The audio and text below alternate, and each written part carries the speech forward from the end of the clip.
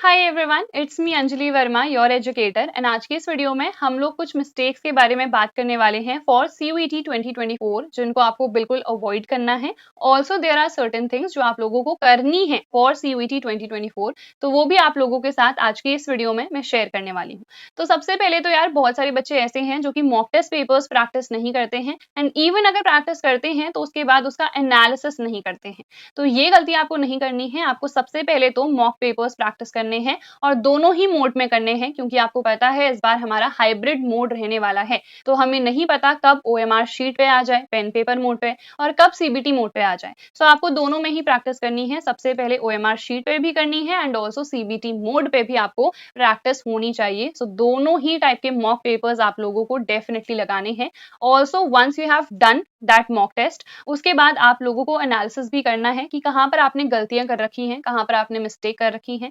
तो ये सारी चीजें आपको अच्छे तरीके से करनी है। और एनालिसिस हम कैसे करेंगे? तो अगर आप किसी भी ऑनलाइन प्लेटफॉर्म पर जाते हो, वहां पर मॉक टेस्ट देते हो, तो उसके बाद ना आपको रिव्यू मिल जाता है कि कौन सा क्वेश्चन गलत था, क्या मिस्टेक है वहां पर। तो उन टॉपिक्स पे आपको ज्यादा फोकस करना है। ऑल्सो oswald.io पे आप लोग जा सकते हो अगर आप लोगों को ये मॉक टेस्ट पेपर्स देने हैं, ठीक है। वैसे ओसवाल पब्लिशर्स की बुक्स भी हैं जहां पर आप लोगों को क्वेश्चंस मिल जाएंगे। तो ये बुक्स, क्वेश्चन बैंक्स आप लोग परचेस कर सकते हो अपनी प्रैक्टिस के लिए। यहाँ पर टॉपिक वाइज आप लोगों को क्वेश्चंस मिल जाएंगे and also chapter wise. And यहाँ पर oswald.io इनका प्लेटफॉर्म है जहां पर आप लोग ऑनलाइन टेस्ट भी दे सकते हो। जो भी टेस्ट और बुक की लिंक है ना, मैं डिस्क्रिप्शन में प्रोवाइड कर दूंगी। आप लोग डेफिनेटली एक बार इसको चेक जरूर कर लेना। क्वेश्चन बैंक की अगर मैं बात करूँ ना, तो सारे ही चैप्टर्स आपको मिल जाएंगे and these books are available for all the 3 sections. हमारा डोमेन के लिए भी अवेलेबल है, जनरल टेस्ट के लिए भी एंड लैंग्वेज के लिए भी, ठीक है। यहाँ पर सब कुछ हमें मिल जाएगा, जैसे जितने भी चैप्टर्स हैं जो हमारे सिलेबस में है, सब यहाँ पर गिवन है। उसके अलावा यहाँ पर सॉल्व पेपर प्रीवियस ईयर भी हमको गिवन है, सो दैट एक बार हम एनालिसिस इसका भी कर लें कि किस किस टाइप के क्वेश्चंस आए हुए हैं, कौन सा चैप्टर ज्यादा इंपॉर्टेंट है। देन यहाँ पर चैप्टर वाइज रिविजन नोट्स भी हम लोगों को मिल जाएंगे एंड इनफ क्वेश्चन हम लोगों को गिवन है यहाँ पर चैप्टर।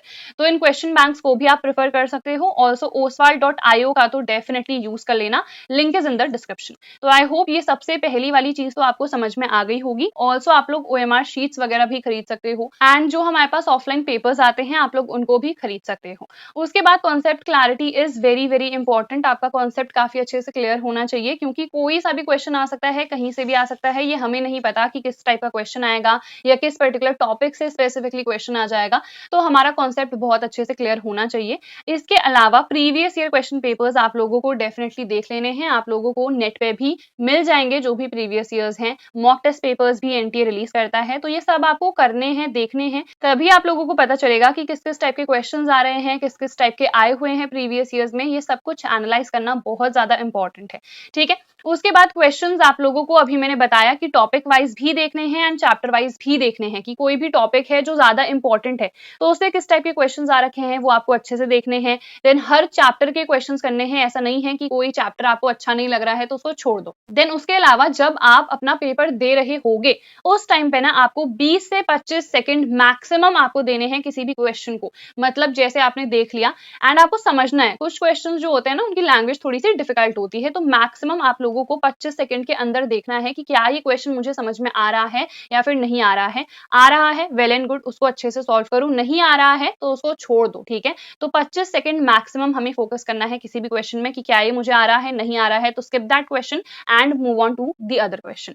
तो आई थिंक ये समझ में आ गया। टाइम मैनेजमेंट बहुत ज्यादा इंपॉर्टेंट है CUET के एग्जाम में, क्योंकि यहाँ पर यही है कि हमें 60 मिनट्स मिल रहे हैं, हमें बहुत सारे क्वेश्चन करने हैं, तो कैसे हम टाइम को मैनेज करें। जो इजी क्वेश्चन है विद इन सेकेंड्स में कर लूं, जो डिफिकल्ट क्वेश्चन है उसमें मैं थोड़ा एक्स्ट्रा टाइम लगाऊं। तो ये सारी चीजें हमें देखनी पड़ेंगी, इसीलिए मॉक टेस्ट पेपर्स देने बहुत इंपॉर्टेंट है। एंड ऑल्सो किसी भी क्वेश्चन में ना अटके मत रहना कि यार ये क्वेश्चन नहीं आ रहा है तो कंटिन्यूअसली मैं 5 मिनट उसी क्वेश्चन में लगी हूं। नहीं, अगर नहीं आ रहा है उसको देखो, ठीक है ये थोड़ा डिफिकल्ट है, इसको मैं लास्ट में करूंगी, उसको छोड़ दो लास्ट के लिए। भले ही ऐसा नहीं है कि क्वेश्चन बिल्कुल छोड़ के चले जाना है, but leave it for the end कि लास्ट में हम इस क्वेश्चन को करेंगे। किसी भी क्वेश्चन में स्टक नहीं रहना है, आपको टाइम वेस्ट अपना नहीं करना है। तो ये सारी चीजें मैंने आप लोगों को बता दी हैं। ऑल्सो ओसवाल पब्लिशर्स के आप लोग क्वेश्चन बैंक्स को प्रेफर कर सकते हो एंड ऑल्सो जो हमारा ऑनलाइन प्लेटफॉर्म है oswald.io, यहाँ पर जाके ऑनलाइन मॉक टेस्ट पेपर्स दे सकते हो। So that is it for this video. I hope इस वीडियो से आप लोगों को बहुत हेल्प मिली होगी। हम लोग मिलेंगे हमारी नेक्स्ट वीडियो में। Till then bye everyone, take care and all the very best.